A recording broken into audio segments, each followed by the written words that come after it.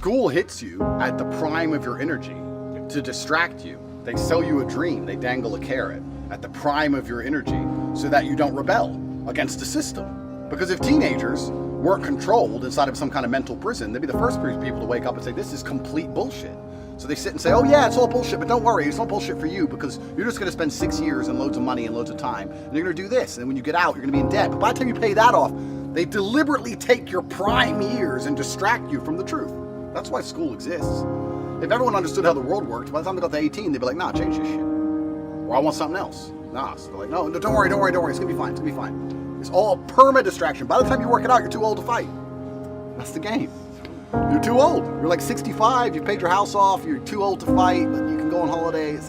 Fuck it. And then you use low energy then. No one's scared of old men. They're scared of young men. So they use it. It's all very purposeful. It's the biggest psyop. They don't teach you anything about taxes, nothing about how money works, nothing about how to create a company, nothing. You have to pay taxes your whole life. They won't teach you about it. No. They won't teach you anything that matters. Photosynthesis and bullshit. On top of that, the world's going faster and faster. The world's speeding up. Think of the shit that's happened this year. There were Jews in tunnels, terrorists attacking Russia. 3 days ago, there was fucking some Americans who got caught trying to have a revolution in the Congo. No one's talking about that anymore. The world's moving so fast now, we're bored of shit in an hour. And you're gonna spend 4 years learning stuff from a book from 1991? How the fuck is that gonna help you ever? You need today's news. You need tomorrow's news. Let alone last decade's news.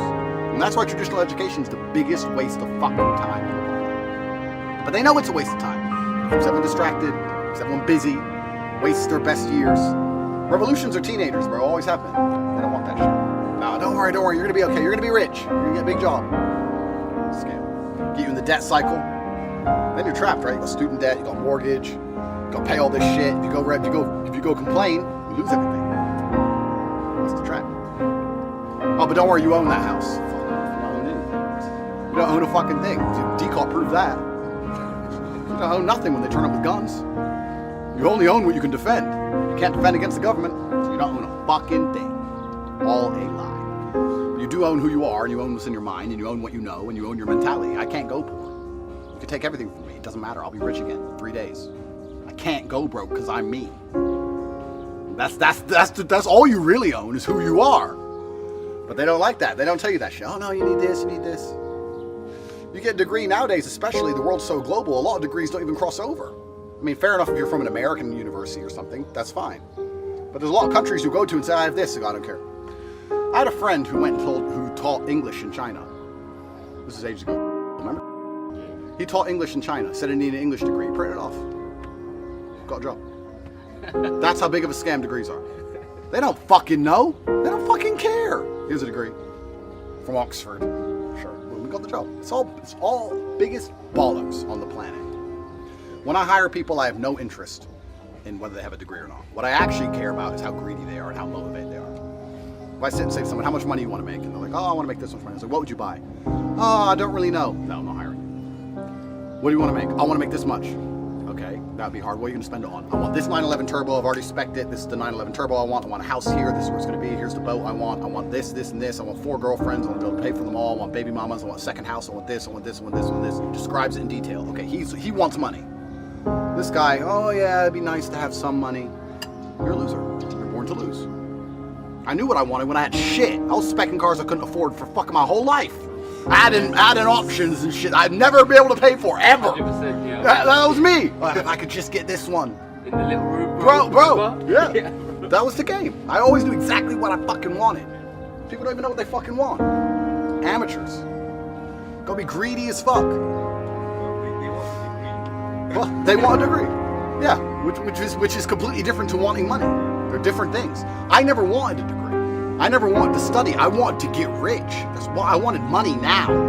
And you said to me degree, like how many years? Years. Jeez, years. I ain't got days. My rent is due. I ain't got time. It's a different mentality. It's a completely different mentality for winners and losers. And this is extremely important. But it's feedback, right? So every time something unfavorable happens to you, it's feedback. Same with relationships. She left me, I hate that bitch, she's crazy. She probably is crazy and you probably do hate her, fine. But why? And was it avoidable? Sometimes it's not. Sometimes it was unavoidable because you're just being yourself, you're being a man, and they don't like that and they leave sometimes. Sometimes it is avoidable. You have to do that with all the relationships in your life, both with men, both with women, and all your business relationships, the way you speak, all the time feedback. If I don't ache when I wake up, I'm mad that I didn't train hard enough the day before. I've been aching my whole life. If I don't ache, I get pissed and we do double, triple, quadruple. We start having competitions of who can do more. He'll do 51 reps, I'll do 52. He'll bust out 53. I'll wait an hour and a half and do 54. Because if I don't ache, I'm mad. What's that? That's feedback. I could just train and not ache and not care. But no, I wake up and go, you know what? Nothing hurts. What the fuck? Tristan, let's go. Right? So feedback all the time. You should always be self-analyzing all of the time. And then you'll easily identify all your mistakes. Then you're either just a kind of idiot who's going to ignore them or you're going to fix them. But to wake up and say, no, I'm supposed to live a fantastic life. I'm supposed to be a king. Do you understand that me, Andrew Tate, I'm treated like a king? Restaurants don't even charge me. Oh, Mr. Tate, thank you for coming for free. I don't make reservations. I turn up. I can take anyone's girl off the table. I'm a king. How do you live as anything less? You know I've done it. Doesn't that bother you? I say these things, and there's two kinds of people. People who get angry, and they're like, yeah, I need to live like that because I'm only going to live once. And then there's people who hard code and just code. Oh, yeah, well, you know what? You're an idiot because... And just some anon account. The copers will never get anywhere. Any of you with a brain should just be angry.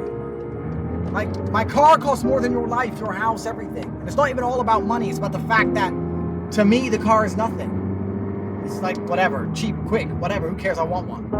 To you, it's a dream that will never come true.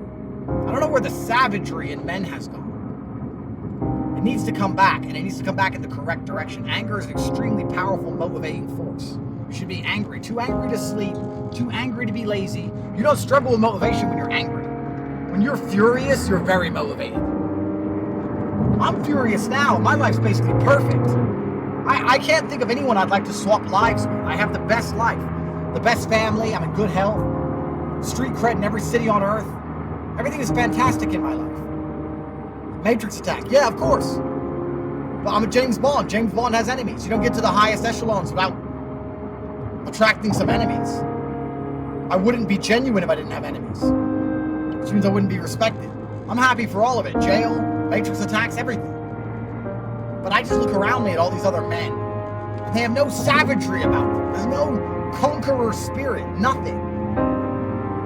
Genghis Khan had the whole world and still wanted more. As did the Romans, as did the British. Like the days of old, nothing was enough. The world was not enough. All of it. Everything.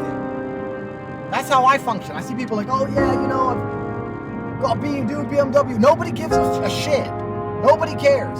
I could buy 100 new cars today and I still would be like, nah, not enough. Should have bought 101.